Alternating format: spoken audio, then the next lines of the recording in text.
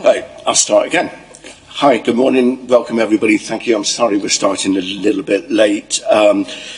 Can I remind everybody that the meeting is being broadcast live over the internet, so therefore we are all on camera and therefore you will need to use the microphones.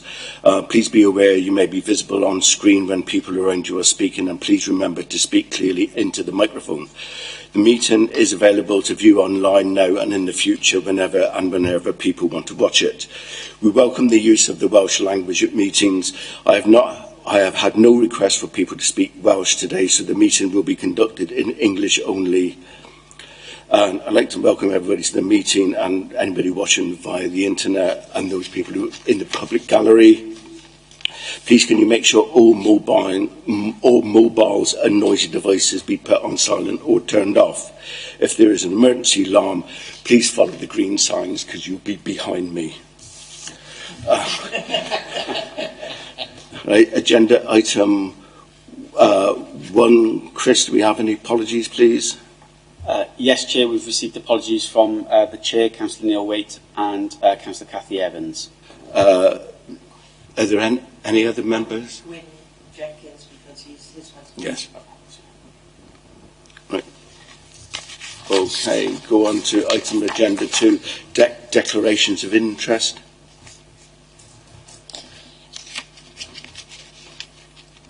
Thank you, Chair. Can I just remind members that after having looked at the report, you have to decide whether you have a personal or prejudicial interest in any item. Can I just draw to your attention though the gambling policy? If you've been a consultee, if you own a public house, for example, that's when you really should be stating that you have a personal interest. Okay. Okay, go on to item agenda 3, minutes of the licensing committee, which starts on page 3. Page 3, page 4, 5, 6. Anybody got any comments? Everybody happy that that's a true record? No.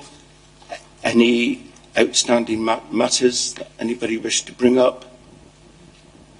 No? Okay. Then we'll go on to agenda item 4, which is the quarterly update. Thank you, Chair.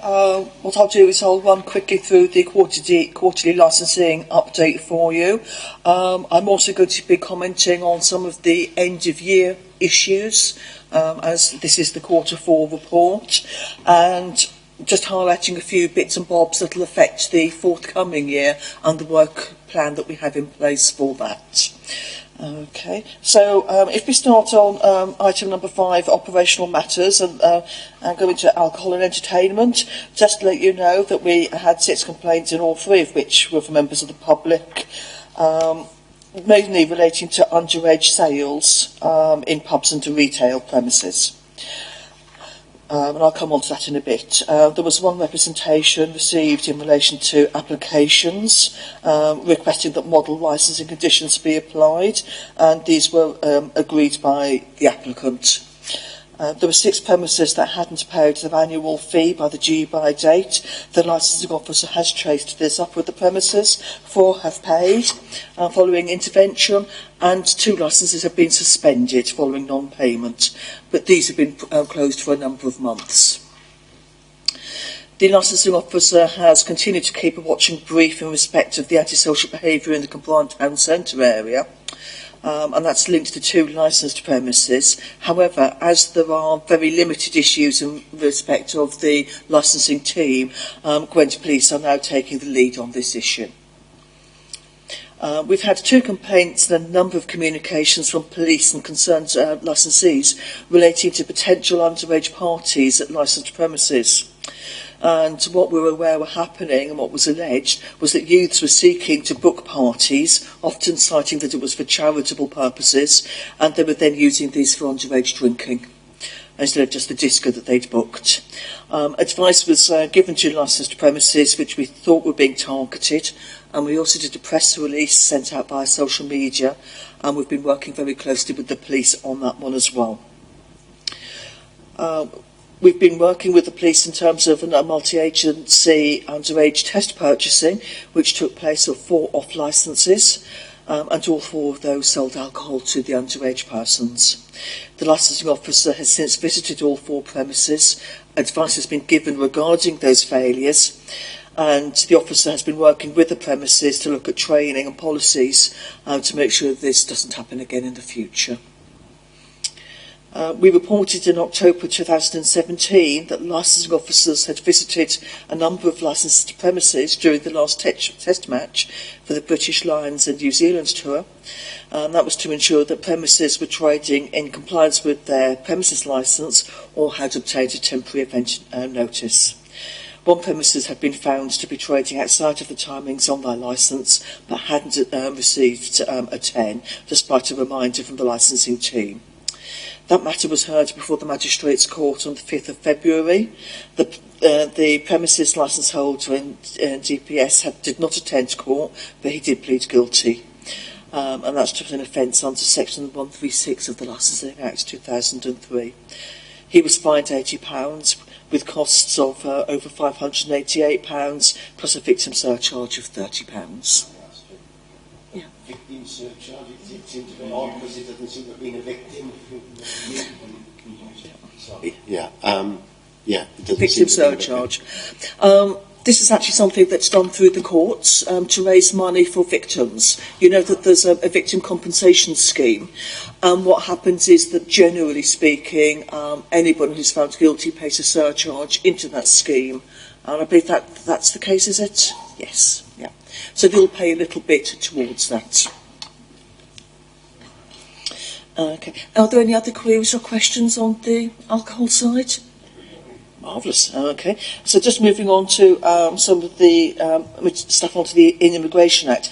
And this time I've put the Immigration Act report under the alcohol licensing simply because we've been dealing with the two together. The Immigration Act has the capacity to also impact on taxi licensing and other things that we do, but it's been very much alcohol licensed premises based over the last quarter. And an application to review a premises licence for an off licence was submitted by the Home Office Immigration Enforcement following the discovery of a person working at the premises who had no legal right to work in the UK. The review hearing was due to take place in March, but was adjourned following a request from the solicitor. And we will actually be reporting the minutes then to the next committee meeting.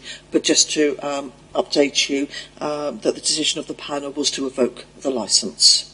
We're still within the appeal period on that, so we'll be reporting the full matter to the next committee with the outcomes as they've happened. The licensing officer has taken part in 2 operations, one in January and the second in March. 4 licensed premises were visited in January and 1 illegal worker was found to be living and working at the premises. Another 4 premises were visited in March, and again an illegal worker was found on one of those premises. We've yet to be notified as to whether any action will be taken by the Home Office Immigration Enforcement Team, and we will update you accordingly. But just to let you know that the officers, the immigration officers, when they go out, they then have to report back to their enforcement team, who make a decision in due course as to whether to serve a fixed penalty notice. It then goes to another team who make a decision on whether to apply for a review of the licence. So for the immigration team, it is quite a long process for them to consider what steps to take next. So we would hopefully have an update on those when we see you next. So, are there any queries or questions on the immigration side? Okay. So moving on to the Hackney private hire licensing.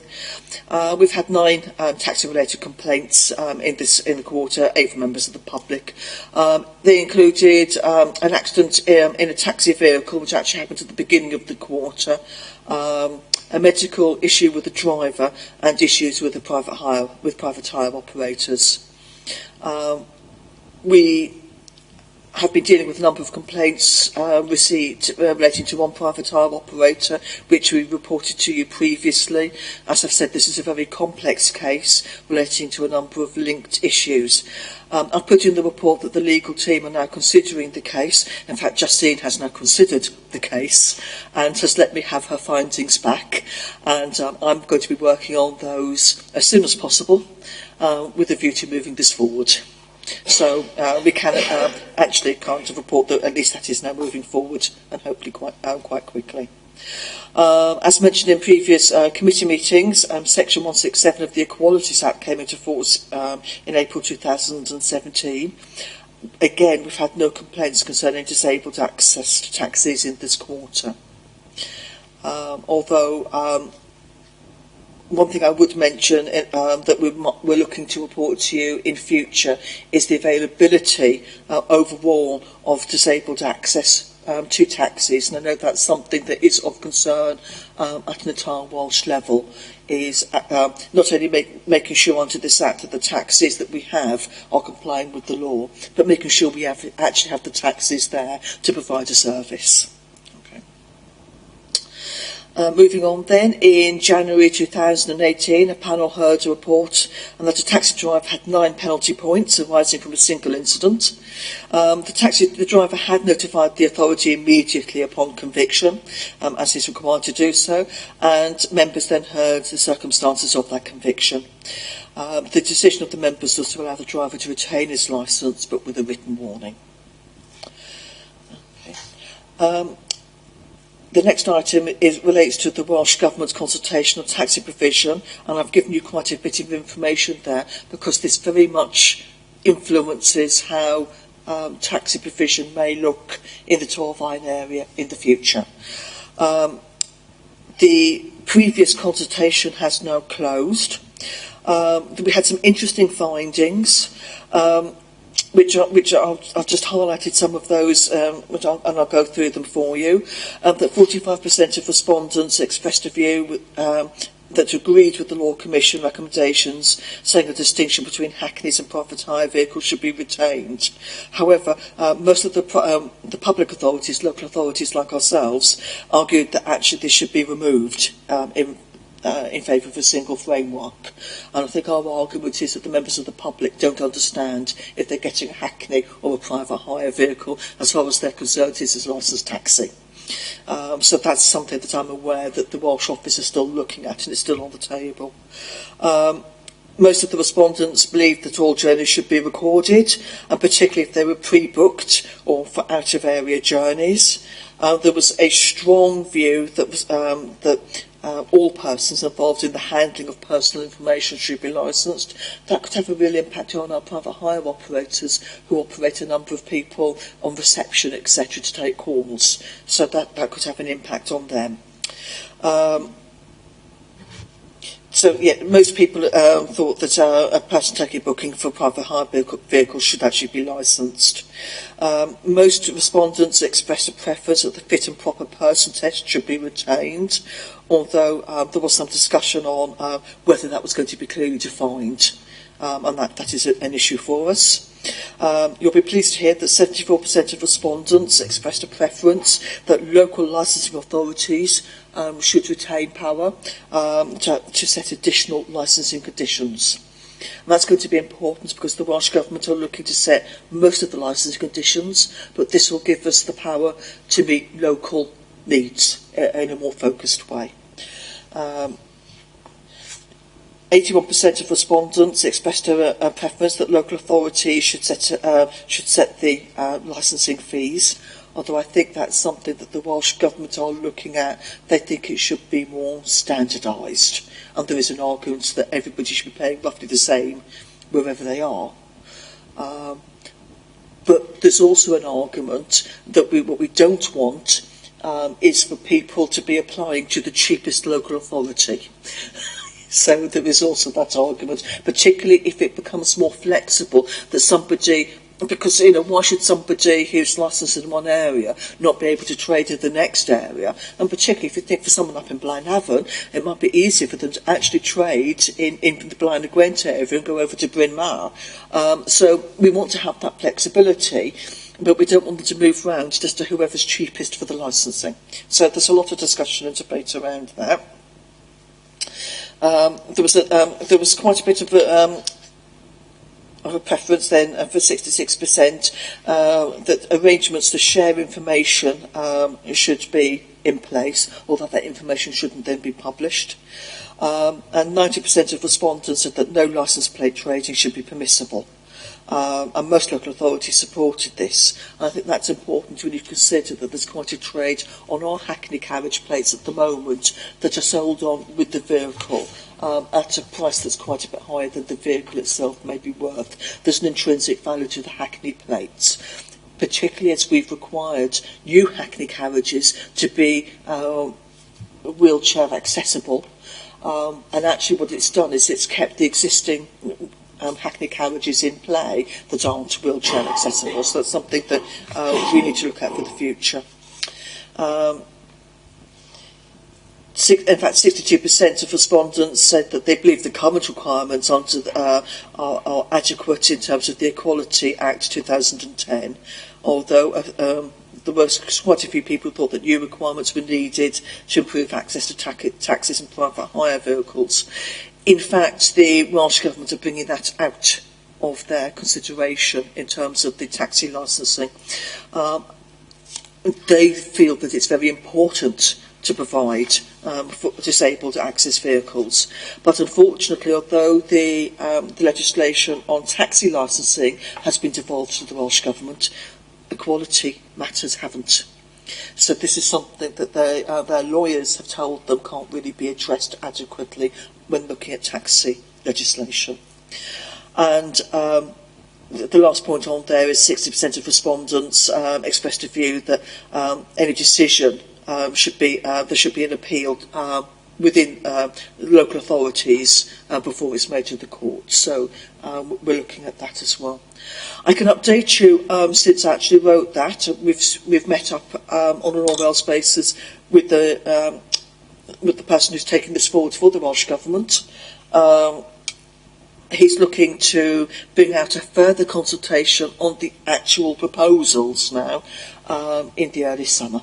So it's something to look out for and something that we will need to be responding to. I think they're looking to take quite a few powers into the Welsh Government, but on the working with Welsh authorities to do that, so that a lot of the trade will be standardised, a lot of the trade will be able to work more widely than is perhaps currently the case, but really protecting local powers to meet local needs, and also the enforcement powers of local authorities. They're very much keen to protect those, to make sure that we can all deal with the local trade in the way that we need to do so, to ensure the safety of the trade. So it'll be interesting to see what they actually come up with.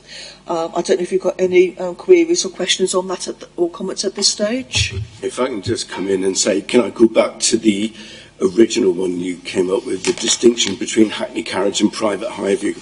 I think that's so important now, because I've yet to come across a resident who actually understands the difference between a Hackney carriage and a private hire. To most residents, a taxi is a taxi. And I think that's, if we clear that, it would help tremendously. Anybody else? I totally agree. That's what I've come across. People just think taxis are taxis. Norma. Thank you, Chairman. The fit and proper person. How can you define that? It would go on forever. I mean, I find that impossible to define. It's got to be a judgment, hasn't it, on whatever comes before a panel. Okay, if I can take those in order then, to come back to the Hackney versus private hire. I think that the person taking this forward for the Welsh Government, I think he thinks the same as us, that the public don't understand this. However, the two trades operate slightly differently, and there are pluses and minuses on that. So, for instance, with the Hackney carriage, you can require them to have a meter that actually records how much that journey should cost. And we do obviously for the Hackney carriages, so somebody can just hop in and know that what they will pay will be a fair price that we as a local authority have determined that meets local needs, so that, you know, there's going to be differences in local areas depending on the trade. And the trade have an input into that. The second issue that he's raised, and I think this is a good point, is that we have Hackney ranks at the moment where only Hackney carriages can operate. In fact, what they're talking about is looking at whether we can operate separately or together safe pick-up and drop-off points. Because one of the issues is that actually the people who are often taking people, say, to, you know, into town at night and picking them up again are private hire vehicles that have been pre-booked, but they're not able to operate off the Hackney carriage, a Hackney rank, and then where else are they parking that's going to be safe for their customers? So these are all issues that they're looking at, and I think that it needs to perhaps be looked at more widely than just Hackneys and private hires and how the two operate. And look at where they touch and where they don't touch, and I think that'll be a very interesting question. But there's a lot of different things that we need to be thinking about before we do that. At the moment, of course, we don't charge extra for the Hackney carriages to have the Hackney ranks. That's because the cost for us is actually fairly minimal, so we haven't included that. But it could be that we actually say, well, we will have the Hackney ranks, we'll police the Hackney ranks, particularly when the enforcement of that comes back in-house from the police, and then we will charge for that. But then, of course, we would need somewhere else of the private hires to be picking up and dropping off. So that's all up in the air at the moment to be considered. In terms of the fit and proper person, I think this is a very difficult matter, as you've indicated. I think that there is some guidance and case law out there. The Institute of Licensing have recently, very recently, since I wrote this report, circulated guidance that they have now introduced, which we can have regard to. But I think that some of the initial concerns is that for some local authorities it doesn't go as far as our own internal processes already cover. And so it would actually be a step back for them.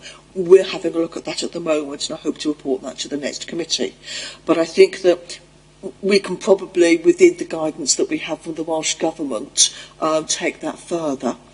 I think the interesting thing for the government, for the Welsh Government, is that we have the opportunity to introduce legislation now that gives further guidance on that, and also statutory guidance that actually gives us a clearer framework within to operate.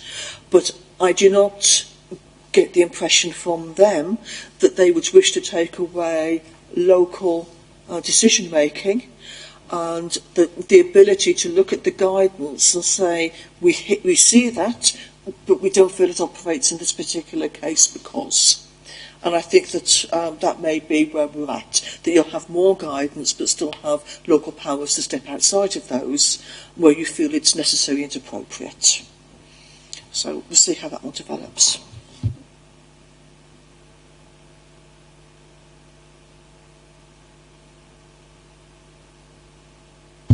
I think the next sections are fairly straightforward, and that we haven't had any complaints on the gambling and gaming at the moment.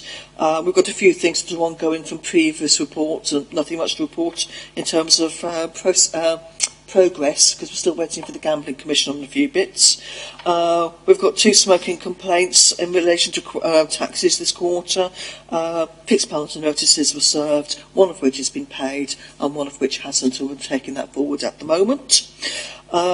Street trading, we had 2 complaints. One actually was about an illegal trader who's now applied for and received his street trading consent, and the other was an illegal trader who's moved on and hasn't been seen since. We also dealt with an application for a burger van to trade on the Sunday, which was referred to the panel and was agreed.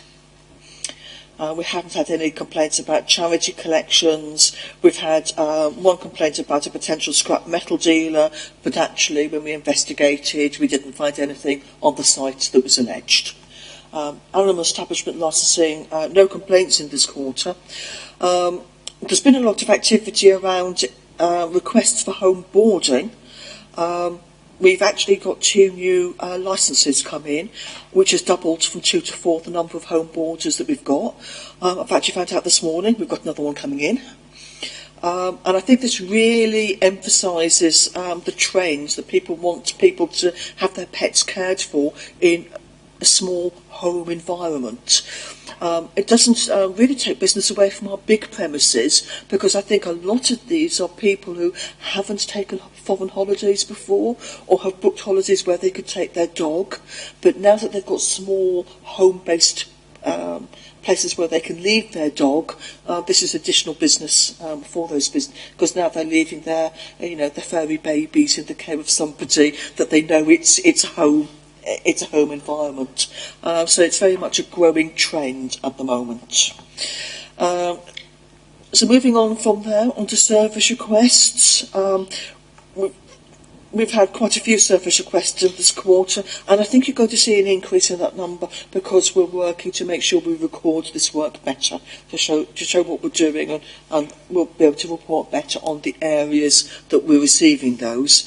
7 were freedom of information requests on interesting things like whether we have any shisha cafes, the usual taxi driver test and things like that, and quite a few on animal welfare. We do get quite a few on the animal welfare side, on zoos, circuses, dangerous wild animals in particular.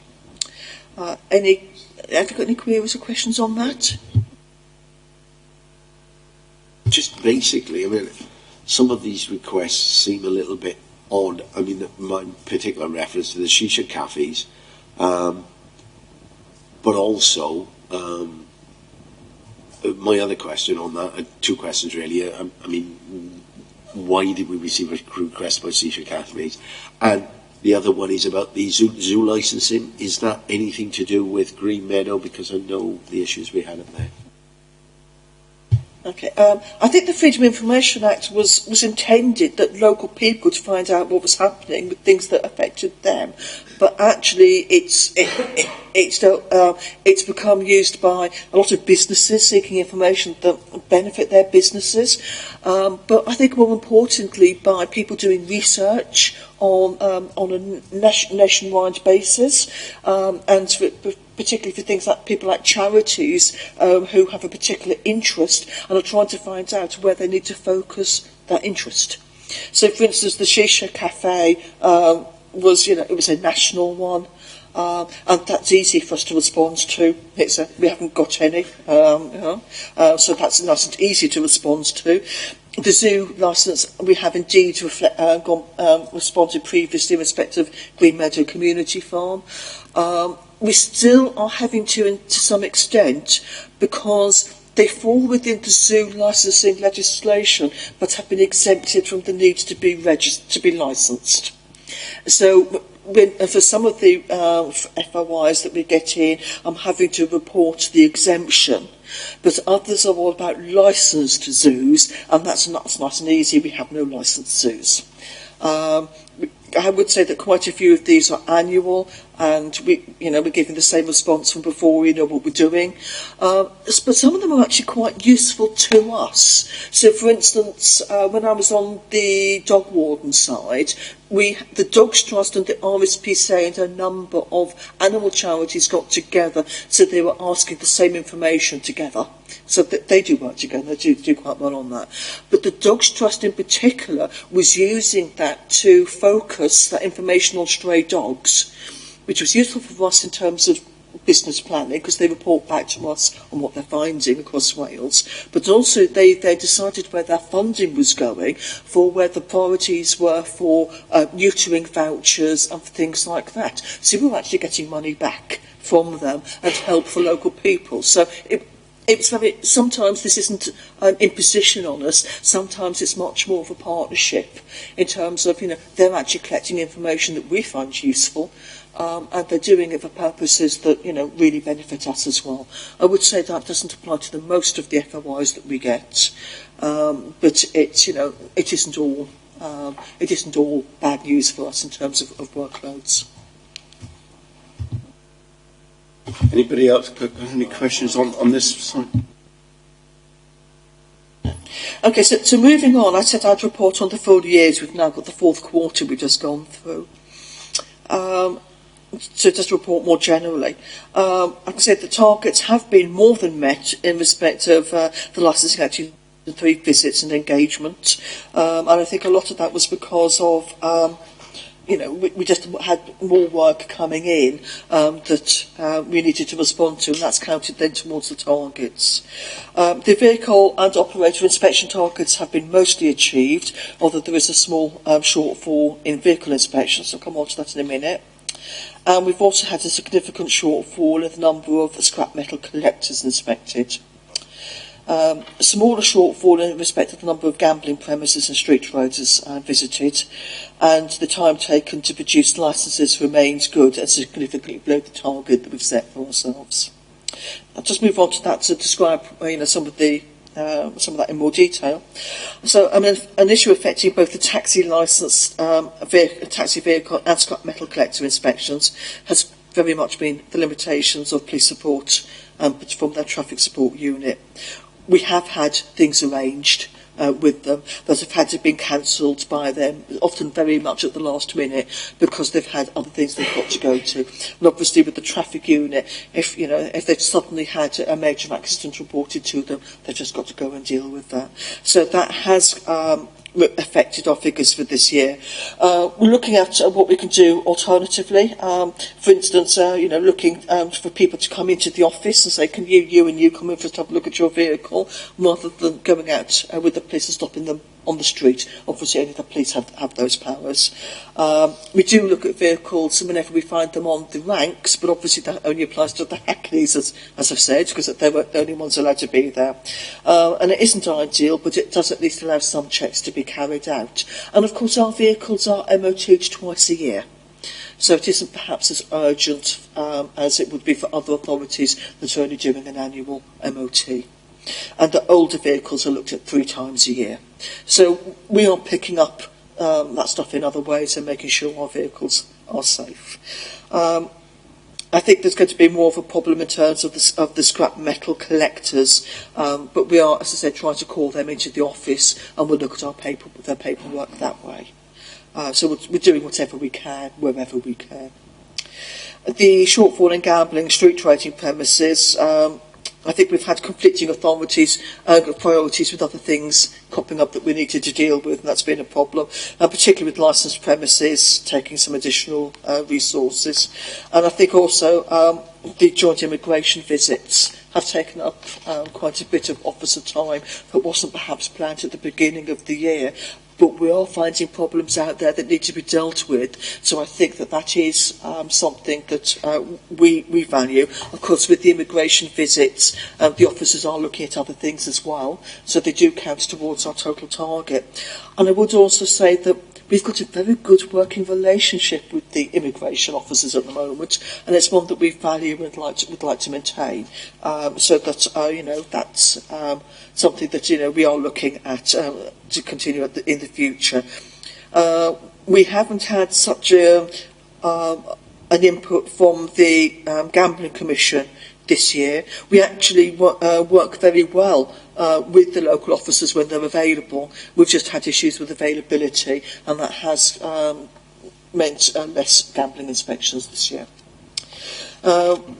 One significant issue that has affected workloads, and particularly in March, which is when we tend to be 8 February or March, I think we really were affected by this. That tends to be when we're running around trying to bring our inspection numbers up to speed, and we haven't been able to do it this time. It's because we have been changing over our database system, and we had a lot of work to do for that, and I think it's fair to say that even then, things have not gone quite according to plan, as you might expect with any computer changeover.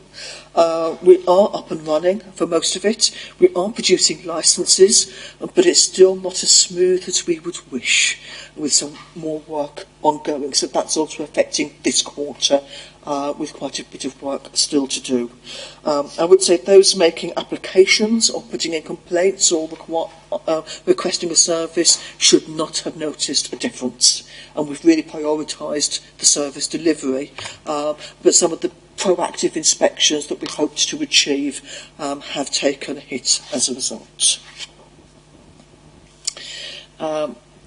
What I would say, however, is that cost saving that will result is around £10,000 per annum, plus some other cost savings in terms of servers and other cost savings as well. So when we can bring that home in terms of cost saving, which will be in the next financial year now, because we spent some money on the changeover, that is quite a cost saving. Are there any issues or questions on that bit? Just one, yeah, I'll come around. Because you've more than hit your target, I presume then that the staff problems you had last year because of people on long-term holiday and so forth, that's been resolved now, so staffing isn't an issue anymore now. Yeah, you've just brought up something that I was discussing this morning and I perhaps should bring to your attention for the next quarter, is that one officer will be is waiting now just for a date to go into hospital for a knee operation and will not be doing inspections for around 8 weeks.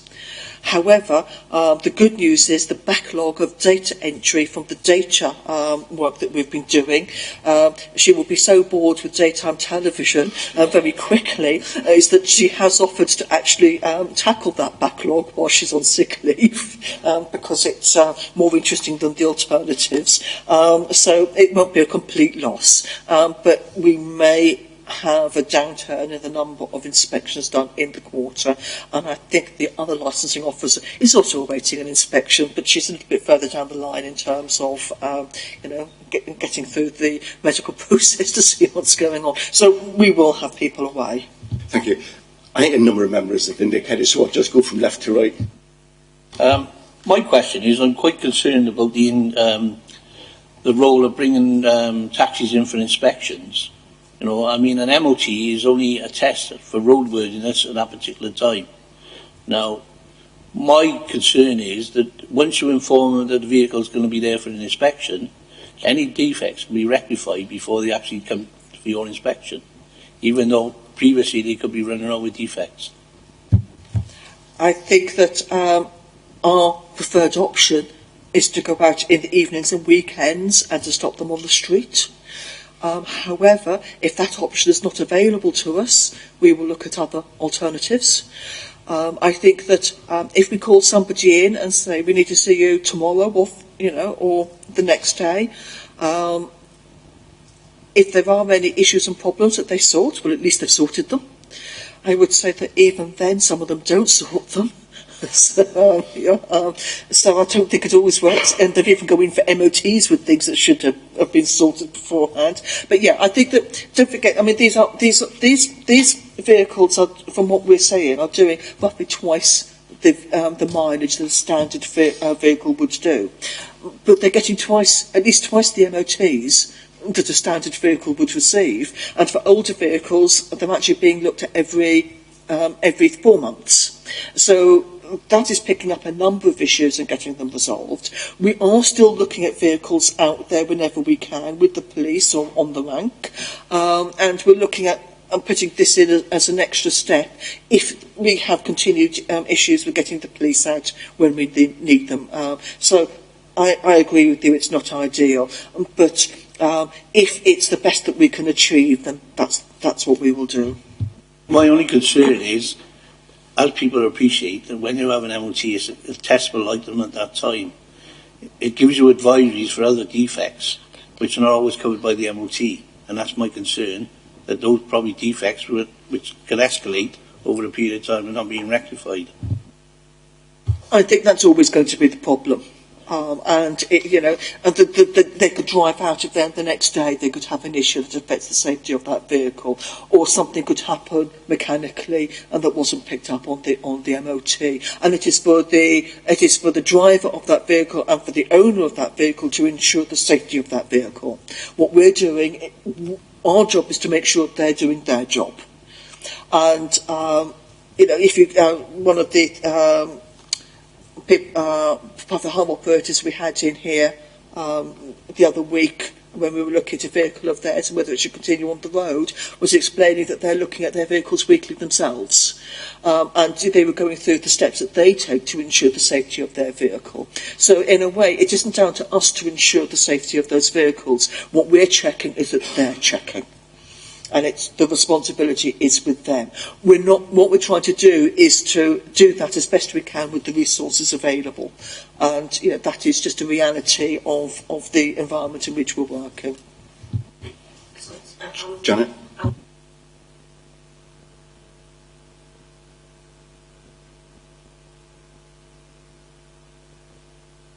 How long have we been doing visits with the Immigration Service? Because obviously I've only been on this committee a year and I didn't realise that it was a new thing. I thought it's something we've been doing for a long time. They've only become a responsible authority in the last year. The legislation changed, it was about a year ago, wasn't it? It was about a year ago. It's changed in increments, so that first we had the taxi drivers, and we are now required to check their immigration status as part of that process.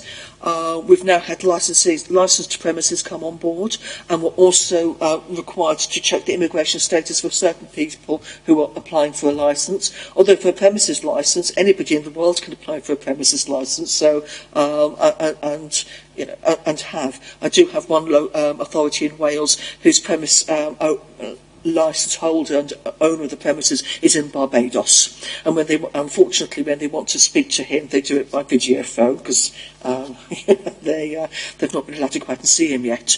But there's actually no problem. He's got a CCTV in the premises.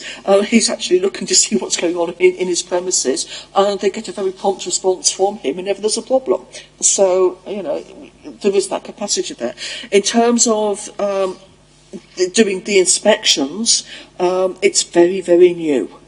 They've only just become a responsible authority, to the extent that at the meeting that we had here, the panel meeting, we were actually having a conversation with the officers concerned about, well, how do we, what's the best way forward?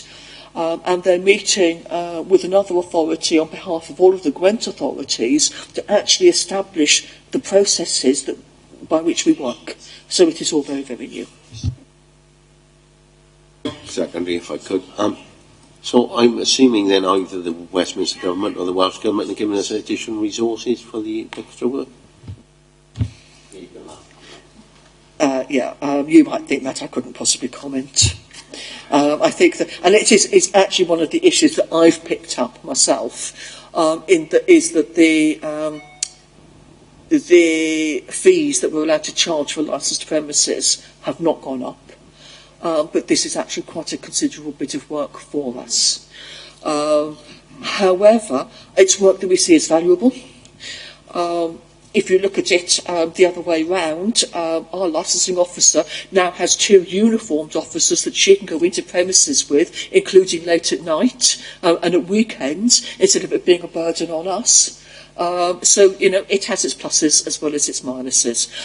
One of the things that we have been discussing with the immigration officers is whether they need to take everything to review, and whether they can perhaps ask those premises instead to make an application for variation of the licence that will include a licensing condition that will help prevent problems in the future.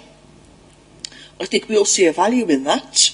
And certainly one of the other authorities where, because I've done 2 very, very recently, 2 reviews very recently, they actually did put a condition on the licence. But those premises have made a number of other offers as well, in terms of understanding that they'd got something wrong, that they needed to put it right. So, that's what they did. However, this authority has recently revoked a licence. It was a very different situation between the 2 authorities, I would say. I do think that the decisions were uniform in respect of the fact they were dealing with different situations. So that's good.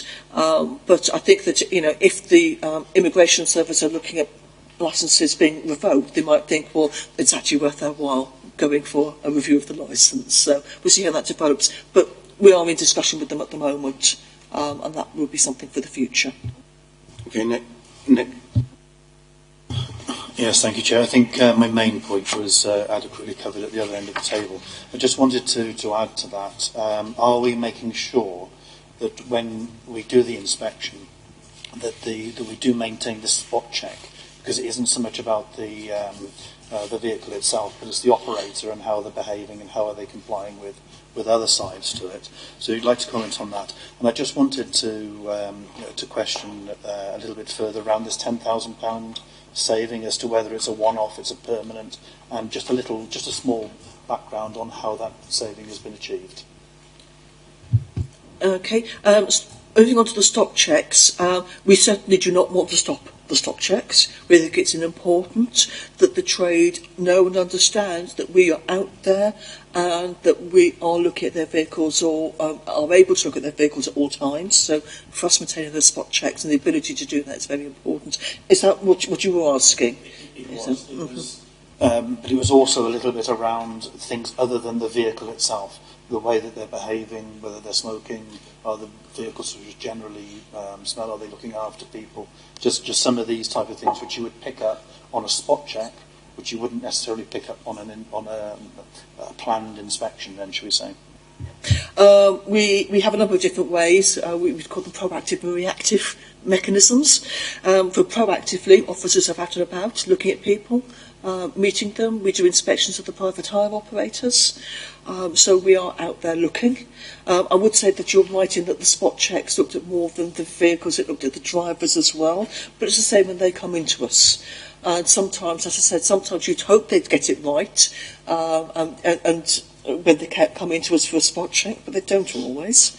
So we have had issues, but yet we want to be out there.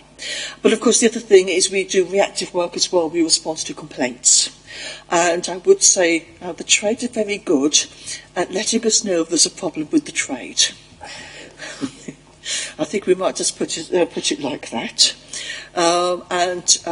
And some are members of the public. If they see a problem or something's gone wrong, they tell us. We immediately investigate. But as I said, the trade let us know if there's a problem with the trade. If they're compliant and someone else isn't, it affects their business, and they like to tell us about it. So we do tend to find out about it. Moving on to the database. What we had historically, we've had it for many, many years, is a specialist database just for licensing that dealt very well with the issuing of licenses. It was very intuitive. It took us through on tracks that you could actually deal with it very, very easily, that the licence came in and it told you exactly what to do next and when, so that the licence came out the other side. It's a very, very good system. However, it didn't do everything that we needed. And we have another system already within the department that all the other teams in public protection use, and we use that already to record complaints and service requests, and also to do a lot of the reporting to this committee and to elsewhere that we need to do. And I would say the specialist database was very good at what it did, but it didn't do the reports very well either, some of which are statutory reports. So we looked at what we were doing and what we were using. The generic database is used by a number of authorities for the production of and recording of licences. So it could in part replace the specialist database, but it'll never be as good. I think we have to accept that it'll never be as good. Although we've done a lot of work, and particularly our IT officer has worked so hard on this to make this work for us, but intrinsically it cannot be as intuitive as on rails and as good at guiding people through the process. So there have been some teething issues. But when we have something in place that can do the job, I think that the justification for a specialist system became less and less.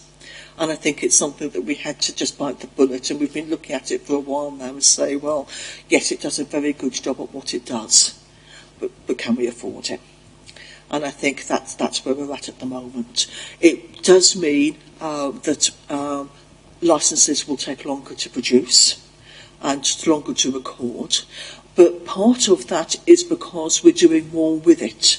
So we're actually attaching more of the paperwork to that licence, so that now when you go into that licence, you can see all the paperwork attached. So it has its pluses.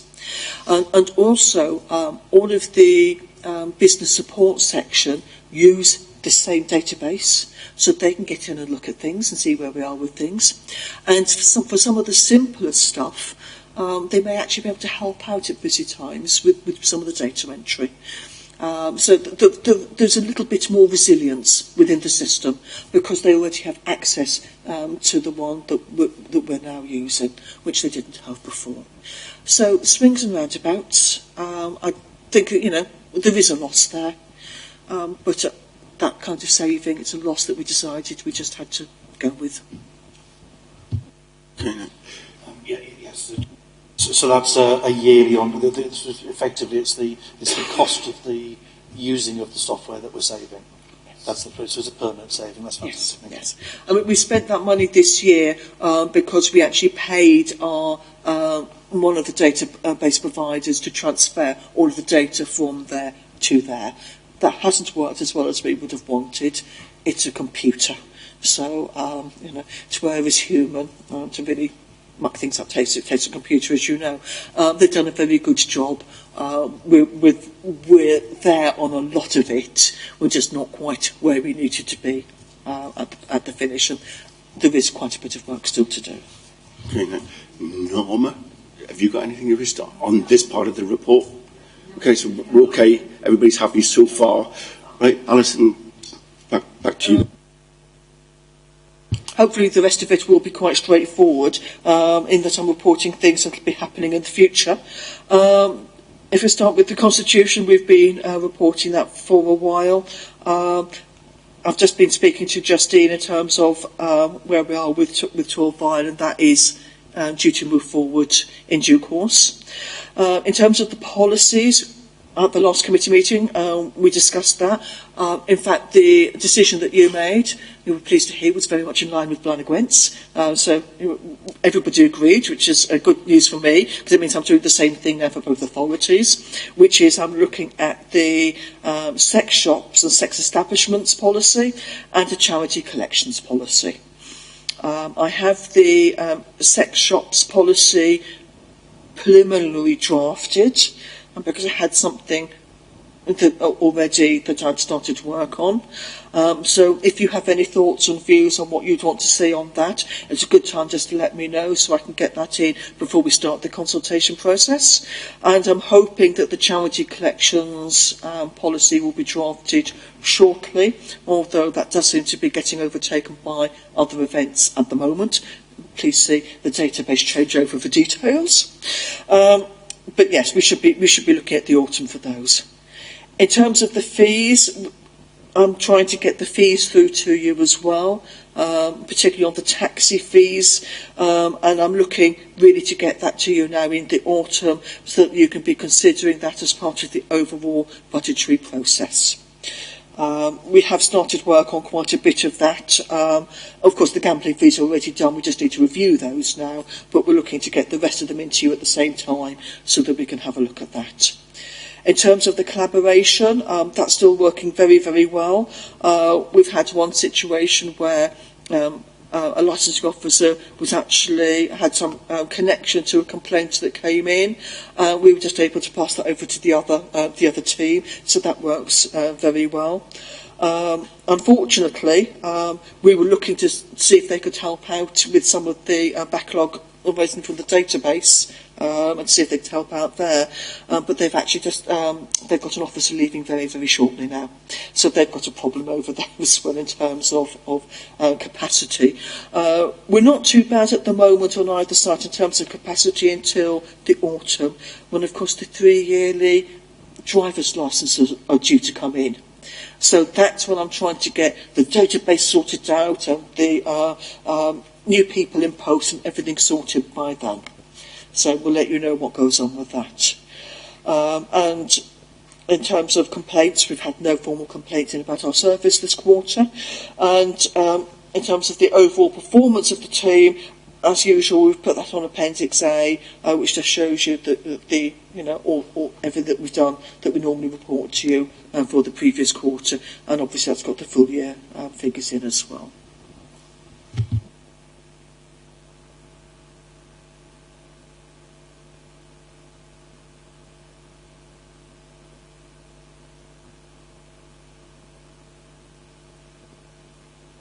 I mean, it's everything's there. I think everybody's read it. Just to think if there's anything you wish to add. No, I think what I've done is I've actually highlighted the issues that I'm aware of and the shortfalls, and I think particularly in terms of if you look at the service improvement plan measures, which is on page 21 of your bundle, that's what we're reporting corporately via the Finon performance monitoring system. So that's what I've really picked up then into the report, just to say, that's our work plan for the year that we've agreed with you. Some is plus and some is minus. I think that the rest of it, a lot of the rest of it is reactive, in that yes, we might have received more or less applications, for example, but that depends on who's contacted us to make applications. It isn't all work that we have control over. If more comes in, we have to deal with that. If less comes in, we go and try and find something else to do instead. Anybody got any comments about Appendix? Question, actually, Chair. I'm looking at the alcohol and entertainment applications right towards the end, and there's change removal of DPS. I was just wondering, I mean, I might be backing up the wrong tree here completely, but changes, I can understand. Removals, I was just wondering how many of those might be. I mean, obviously some of them are going to be places closing down, and that DPS is going to be taken away, but I'm wondering how many of them are actually people that we've actually had to remove the DPS licence from because they've been doing something wrong. If you actually look at the licensing hearings, that's where you're going to find out what we've been doing in terms of decisions where we might be taking people, removing DPSs, etc.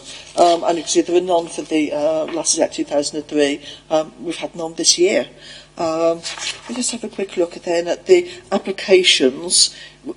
Is that what you're talking about? Is it page 23? I'm not on page number on this. We're looking at it on the computer. So Oh, right, okay.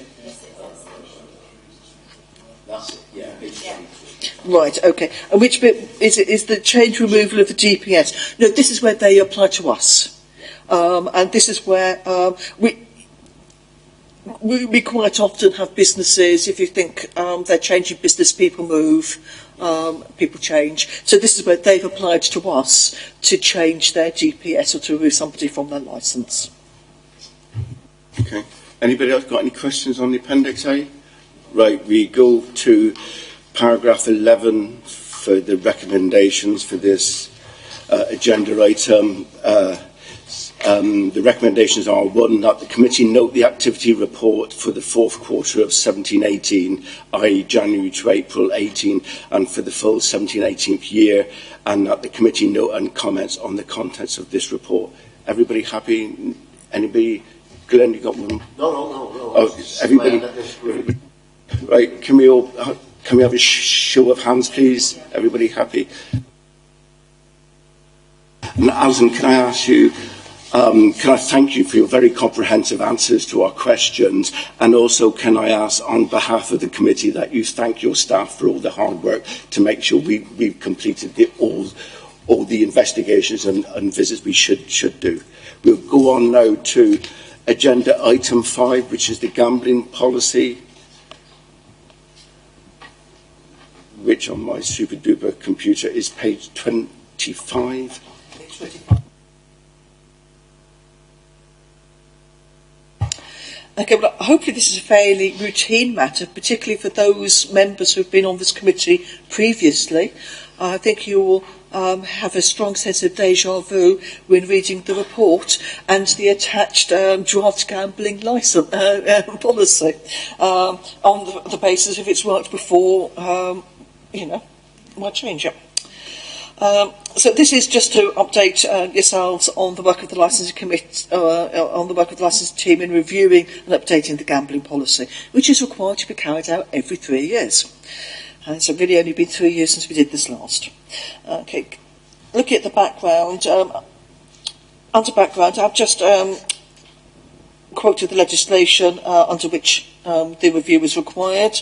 I've also quoted some of the Gambling Commission guidance to licensing authorities, and I think it's useful to look at what they're saying, which is that the statement of policy forms the licensing authority's mandate for managing local gambling provision, and sets out how the licensing authority views the local risk environment and therefore its expectations in relation to operators with premises in the locality. So this is very much, it's an important document because it sets out how we're going to, the framework in which we will consider applications and reviews and everything else for the coming 3 years. I've gone on then to explain that the Gambling Commission guidance lays down how our local authority statements of policy should be developed, and that they should include the fundamental principles, they follow a certain form and content.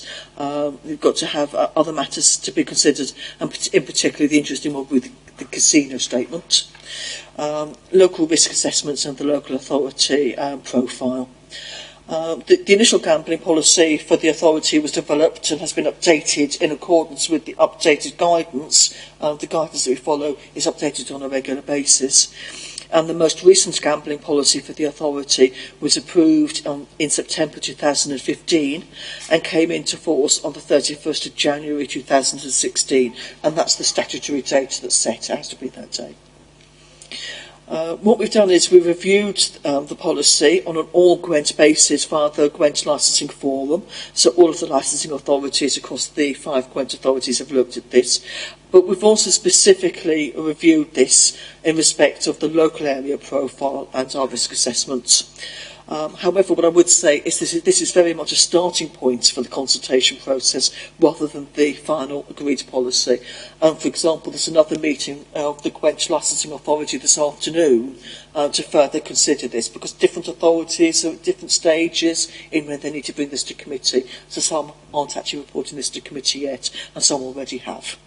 And what I've done is I've attached that draft gambling policy as Appendix 1. I would also like to thank Claire in particular for the work that she's done on this, and she's very much taken forward the development of the draft policy, while I'm taking the lead on the reporting and consultation processes. And that brings us on to the next section, which is the section 349 of the Gambling Act, lays down a wide remit in respect of the consultation process. The Gambling Commission have described this as deliberately wide, as it allows licensing authorities to undertake a comprehensive consultation exercise with anyone who might be affected or otherwise have an interest in the statement of policy. That guidance then goes on to say it's a matter of for the licensing authorities to develop their own consultation practices, including methods for consultation, who they consider it necessary to consult with, and and they've suggested local groups, businesses and responsible authorities. What we're proposing is to follow a similar format to previous years, and that's going to include a formal consultation via the local authority website, and that'll give a minimum of 12 weeks for local residents, community groups, businesses and anyone else with an interest to respond. We're going to be consulting with other departments who have an interest, and particularly, for instance, social services, etc., in respect of the local risk assessments. We'll continue the consultation with Gwent Licensing Forum, so that as they find out things, we can consider those here as well. We'll be formally notifying the Chief of Police, which is required to do under the Act. And we'll also be giving written notification to any responsible authorities under the Act, but also local gambling businesses, including their head office where appropriate. And we will be using social media and anything else that we can think of in order to publicise the consultation. However, I have put on there that if you wish to suggest any other consultees or processes, we are more than happy to consider them at this stage. or if you think of something after the meeting, if you could let me know, because this will be a few weeks yet in terms of the development of the consultation process, so I'm happy to take suggestions in that time. Anybody have any questions? The draft statement of licence and policy is on page 29 and runs through to page 72. I'm sure everybody's read it. Anybody have any questions or comments to make? Good. It's a bit pedantic, I'm afraid, but it's something I think we need to take account of. It says, and I'm looking at page 7 of the actual document that you're talking to, the Torvine gambling. It's page 7 on my computer. Unfortunately, I accidentally destroyed my paperwork yesterday. And so I'm using it on the computer. Perhaps you could just point out what the paragraph that's on the page says. Well, it says interested parties, 1.7. I believe page 36. Yeah. Right, so down page the bottom. 36 in your pack, interested parties. Yeah. And the point that I picked up, and I do say it is a bit pedantic, it says right towards the bottom of the last, about halfway down the last paragraph, it says likewise, parish councils likely be affected will be considered as interesting parties. We don't have parish councils in Wales, we only have community councils. So. And they are not actually, as part of the consultation, they're not mentioned in the consultation document, I don't think, specifically. So it might be an idea.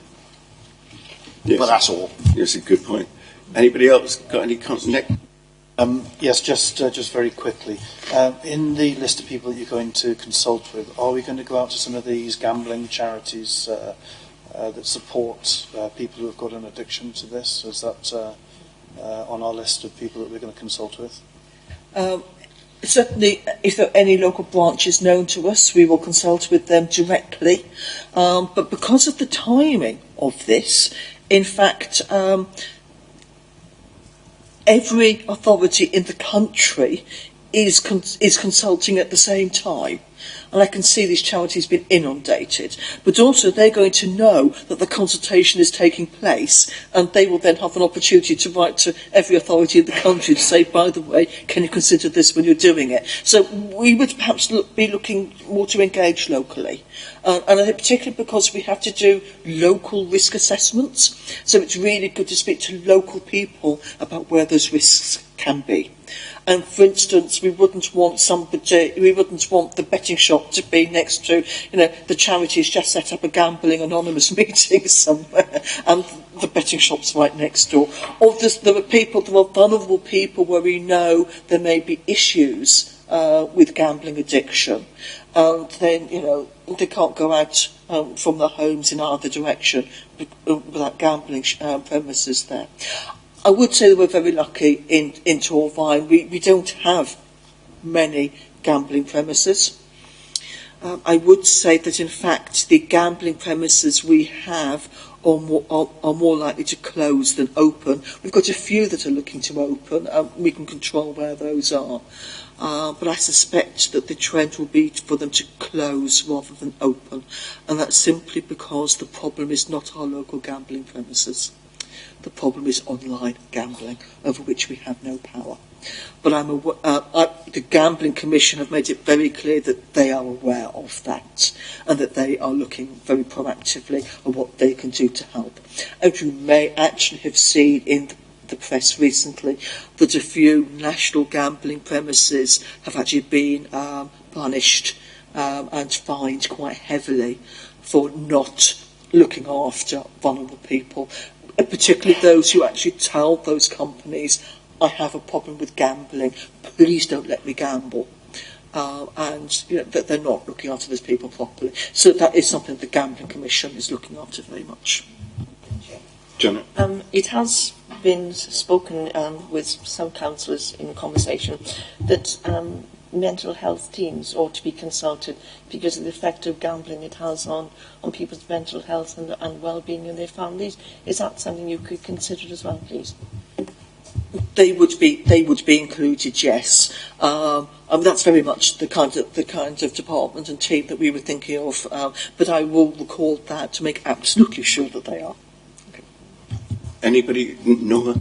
Can I just say, picking up on Glyn's point of the parish councils, because we've got community councils, as we know, and they used to be consulted years ago, many years ago, but they stopped it. I don't know why. So, perhaps that's something that could be looked into, but I don't know why it was stopped, but they were consulted years ago. I think, Alison, you've indicated that you will engage with community councils to... Anybody else got any comments at all on this agenda item? Right, if I can take you to paragraph 11.1, the recommendations, that the committee agrees the draft gambling policy 2019-22 should now be consulted on, or that the committee indicates any changes to the draft gambling policy that they wish to see prior to it being consulted on. We've actually made a number of recommendations for that. Yes. So I've made a note regarding the parish trade.